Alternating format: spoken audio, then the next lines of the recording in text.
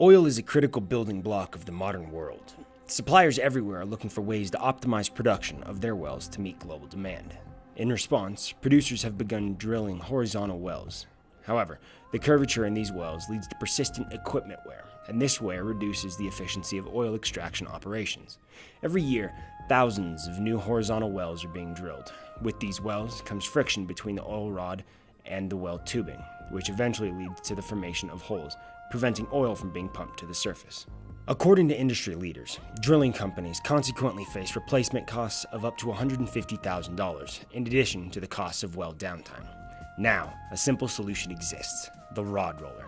We propose to attach ball bearings to the sides of oil rods, which will decrease the friction experienced between such rods and well tubing. This modified oil rod will work in conjunction with currently used rod centralizers to help prolong the life of well tubing after the centralizers live out their designated lifespans.